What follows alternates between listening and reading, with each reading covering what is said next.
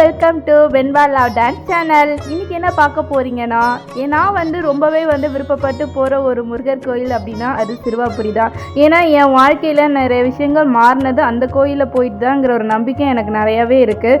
ஏன்னா தொடர்ந்து ஒரு 6 வாரம் நான் அந்த கோயிலுக்கு நான் போயிட்டு வந்தேன். அதனாலே எனக்கு சொந்த வீடு அமைஞ்சிதோ அப்படிங்கிற ஒரு நம்பிக்கை எனக்கு இருக்குது.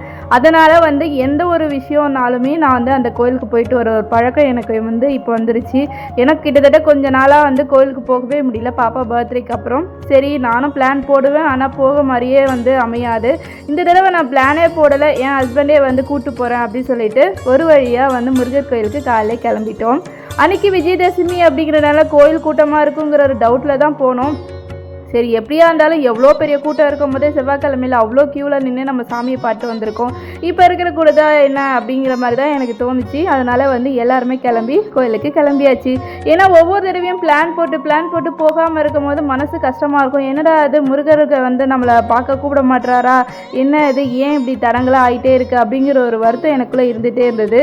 இந்த தடவை எனக்கு பிளான் போடவே இல்லை, அவராக வா போகலாம் கோயிலுக்கு அப்படின்னு சொல்லி கூப்பிட்டாரு.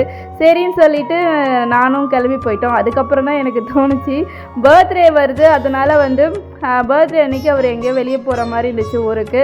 ஸோ அந்த டைமில் என்னால் எங்கேயும் கூப்பிட்டு போக முடியாதுன்னு சொல்லிட்டு சடனாக ஒரு பிளானை போட்டு கோயிலுக்கு போகலாம் அப்படின்னு சொல்லி போயிட்டு வந்தோம். நிஜமாகவே எதிர்பார்க்கவே இல்லை. நிறைய பேருக்கு இந்த கோயிலுக்கு போகணுன்னு ஆசை இருக்கும். என் கூடயே ட்ராவல் பண்ணுங்கள், எப்படி நான் போனேன், என்ன மாதிரி எந்த வேல போனோம் அப்படிங்கிறத உங்ககிட்ட நான் காமிக்கிறேன். ஏன்னா நான் போகிற வழி ஃபுல்லாகவே எப்படி போகணும் அப்படிங்கிறதெல்லாம் வீடியோ எடுத்துகிட்டு போயிருந்தேன். ரொம்பவே ஹாப்பியாக இருந்தது. ஏன்னா ரொம்ப நாளாக பிளான் போட்ட ஒரு விஷயம் நடக்குது அப்படின்னா அது ஒரு ஹாப்பி தானே. ஏன்னா லாஸ்ட்டாக டிசம்பர் மந்த்து போனோம் பாப்பா பர்த்டே அப்போ. அதுக்கப்புறமா போகிற வாய்ப்பே கிடைக்கல. ஒவ்வொரு தடவையும் எனக்கு அது மனசில் கஷ்டமாகவே இருந்தது. இந்த தடவை முருகரோட சிறுவாபுரி கோயிலுக்கு அந்த வேலை கிராஸ் பண்ணி தான் உள்ளே போவோம். நார்மலாக செவ்வாய்க்கிழமை ரொம்ப கூட்டமாக இருக்கும். அப்போல்லாம் அந்த கார்லாம் உள்ளே அலோவ் பண்ண மாட்டாங்க. இங்கேயே என்ட்ரன்ஸ்லேயே பேரிகார்டு வச்சு அங்கேருந்து ஆட்டோ இல்லை பஸ்ஸு அந்த மாதிரி தான் உள்ளே போவோம். உள்ளே போகும்போதே பச்சை பசலேருந்து அப்படியே நம்ம ஊரில் வில்லேஜ்லலாம் இருக்கும் போது எப்படி விவசாயம் 2 பக்கமும் பச்சை பசேல்னு இருக்குமோ அந்த மாதிரி தான் அந்த ஊருக்குள்ளே போகும்போது நமக்கு ஒரு ஃபீல் கொடுக்கும். போகிற வழியெல்லாம் முருகரோட போர்டு இருக்கும்.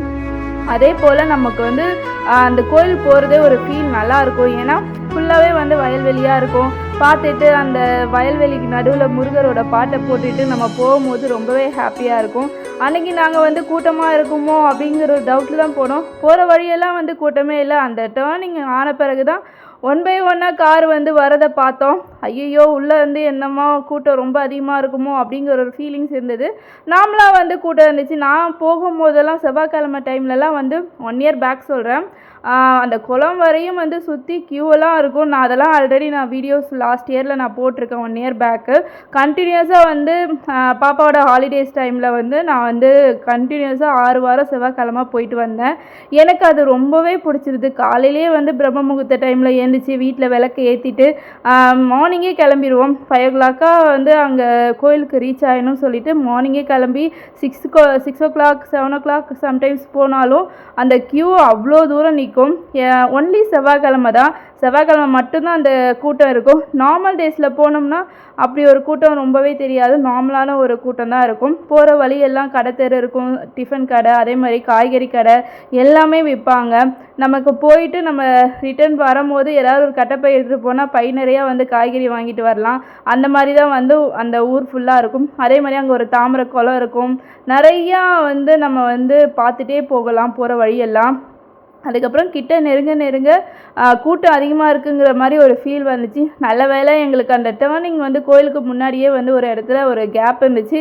சரி வண்டியை நிறுத்திட்டு அங்கேருந்து நம்ம கோயிலுக்கு போயிடலாம்னு சொல்லிட்டு அங்கேயே நாங்கள் வந்து நிறுத்திட்டு உள்ளே போனோம். ஏன்னா நாங்கள் உள்ளே இப்படி போகும்போது ஆப்போசிட்டில் நிறைய கார் வந்துட்டு இருந்துச்சு.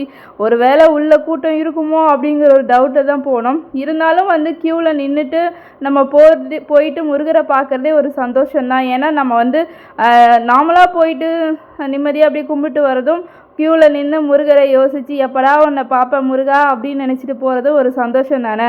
அங்கே ஒரு இடத்துல வண்டியை நிறுத்திட்டு அங்கேன்னு பாப்பா நான் ஹஸ்பண்ட் எல்லாமே நடந்து போக ஆரம்பிச்சிட்டோம். ஒரு வழியாக என் அப்பன் முருகனோட கோபுரத்தை பார்த்தாச்சு. ரொம்பவே சந்தோஷமாக இருந்துச்சு. உள்ளே வந்து போகிற வழியெல்லாம் நிறைய க்யூ லைனில் நின்றுட்டு தான் இருந்துச்சு. நாங்கள் அங்கேருந்து வரும்போது க்யூ வந்து கூட்டம் இல்லாத மாதிரி தான் இருந்துச்சு. உள்ளே வரும்போது லைன் பை லைனாக கார் நின்றுட்டே இருந்துச்சு. அதுக்கப்புறம் உள்ளே போயிட்டு சாமிக்கு அர்ச்சனை பண்ணுறதுக்கு மாலை எல்லாமே வாங்கிட்டு அங்கேன்னு நம்ம வந்து சாமி கும்பிட்றதுக்கு உள்ளே போனோம். அங்கே போகிற வழியெல்லாமே வந்து நிறையா வெஜிடபிள்ஸ்லாம் விற்பாங்க. நார்மலாக வந்து இந்த சைடு வந்து 50 ரூபா க்யூ, அதுக்கப்புறம் நார்மல் க்யூ இருக்கும். அந்த பக்கம் வந்து 100 ருபீஸ் க்யூ வந்து அந்த சைடு பின்னாடி பக்கமாக போகிற மாதிரி இருக்கும்.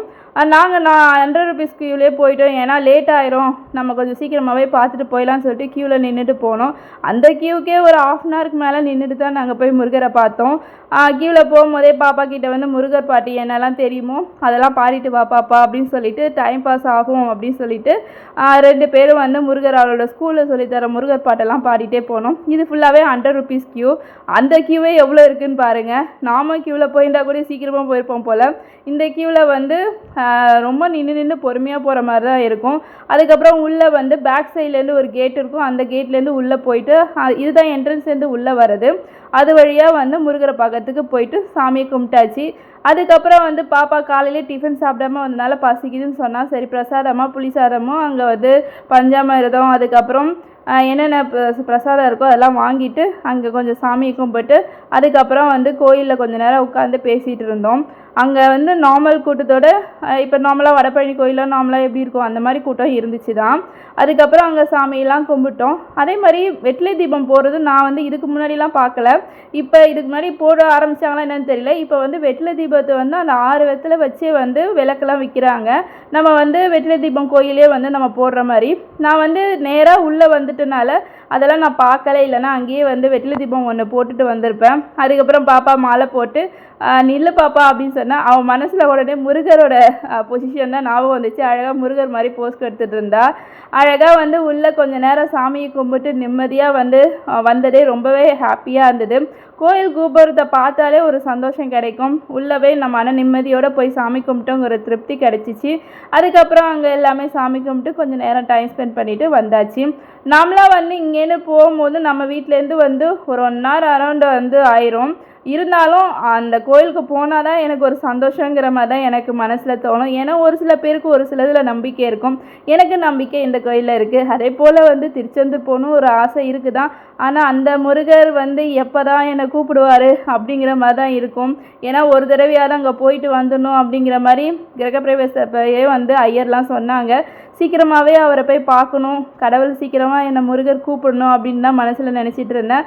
சாமியெல்லாம் கும்பிட்டு அங்கேருந்து வர வழியிலேயே வந்து பாப்பா பசிக்கிட்டுன்னு சொல்லிகிட்டே இருந்தா.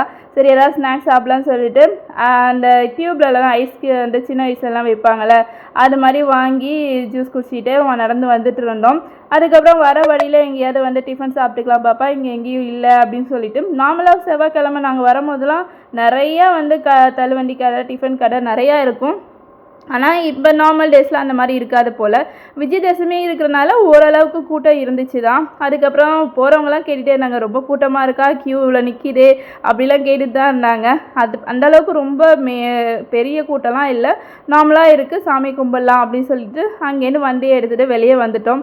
எங்களுக்கு பார்க்கிங்கில் அங்கே ஒரு இடம் கிடச்சதுனால கொஞ்சம் ஈஸியாக இருந்தது வண்டியை எடுத்துகிட்டு ரிட்டர்ன் வரும்போது வயல்வெளியெலாம் பார்த்து ரசிச்சுட்டு பாப்பாவுக்கு ஒரு பக்கம் பசியும் எடுத்துருச்சு. ஒரு பக்கம் எங்கேயாவது ஒரு இடத்துல வந்து நிறுத்திட்டு சாப்பிடலாம் அப்படின்னு சொல்லிட்டு போகிற வழியெல்லாம் வந்து டிஃபன் கடை பார்த்துட்டு இருந்தோம்.